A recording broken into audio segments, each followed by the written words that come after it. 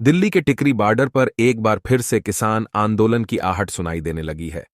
MSP की guarantee समेत अन्य लंबित मांगों को लेकर किसानों ने 13 फरवरी से दिल्ली कूच का ऐलान किया है। ट्रैक्टर ट्रालियों में बैठकर किसान 13 फरवरी से पंजाब और हरियाणा के अलग अलग इलाकों से दिल्ली कूच शुरू करेंगे। एक तरफ किसान संगठन दिल्ली मार्च की तैयारी में जुटे हैं, वहीं दूसरी तरफ बहादुरगढ़ के उद्योगपति डरे, घबराए हुए हैं। Bahadurgarh chamber of commerce and industries ने इमरजेंसी बैठक कर सरकार और प्रशासन से बॉर्डर बंद न होने देने की अपील की है। बीसीसीआई के प्रतिनिधिमंडल ने डीसी और एसपी को भी इसके संदर्भ में ज्ञापन दिया है। बता दें कि कृषि कानूनों के विरोध में किसानों ने दिल्ली के बॉर्डर बंद कर दिए थे। तब यहां के उद्योगों को काफी नुकसान हुआ था। अब फिर से किसानों की आहट से उद्योगपति परेशान है। वहीं दिल्ली बॉर्डर पर दिल्ली पुलिस सुरक्षा को लेकर अलर्ट हो गई है और हरियाणा पुलिस भी पंजाब से लगते इलाकों में सुरक्षा बढ़ाने में जुट गई है। आज हमारी ये मीटिंग का मुद्दा ये है कि जैसे कि खबर आ रही है कि 13 तारीख को हमारे किसान भाई दोबारा इस आंदोलन की राह पे चलने वाले हैं। तो इससे क्योंकि पिछला अनुभव हमारा इतना बुरा हुआ है कि पीछे जो 1 साल हमने झेला, हमारी इंडस्ट्री ने झेला है, तो उससे हमारी कमर टूट गई, हमारी इंडस्ट्री की। काफ़ी बिजनेस हमारा पीछे चला गया। तो हम एसपी साहब से, डीसी साहब से उनको ज्ञापन दिया है और उनको भी यही कहा है कि किसी तरीके से आज बिजनेस पहले भी बहुत अच्छे नहीं चल रहे और इस तरीके का वाक़या दोबारा अगर बहादुरगढ़ में होता है, जो इतना बड़ा इंडस्ट्री एरिया है, तो ये बहुत बड़ा दिक्कत हो जाएगी। इंडस्ट्री ऑलरेडी सफ़र कर रही है, तो ये और ज़्यादा सफ़र करेगी। और हम किसान भाइयों से भी अपील करते हैं कि यहाँ छोटी इंडस्ट्री वाले छोटी बड़ी काफ़ी इंडस्ट्री है, तो इस तरीके से बहादुरगढ़ को थोड़ा सा दूर रखा जाए। जो भी आपने लगाना है तो वो आप पीछे लगाएं, जो भी करना है।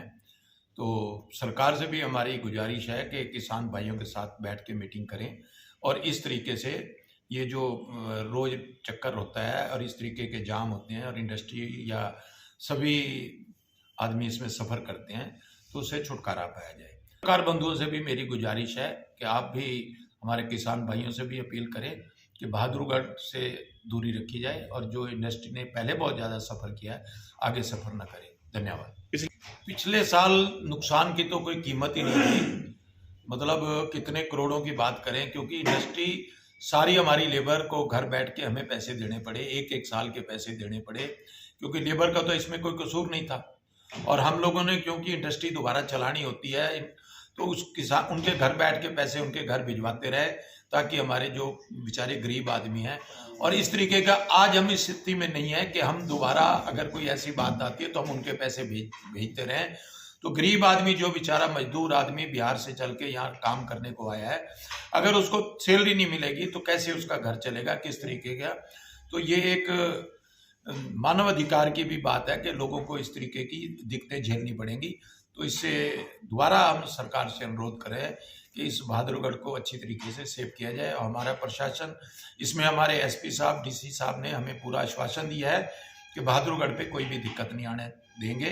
तो इसलिए मैं प्रशासन का भी बहुत धन्यवाद करता हूँ कि उन्होंने हमारे को एक इस तरह आश्वासन दिया है कि आप निश्चिंत होकर फैक्ट्री चलाएँ, आपको कोई दिक्कत नहीं।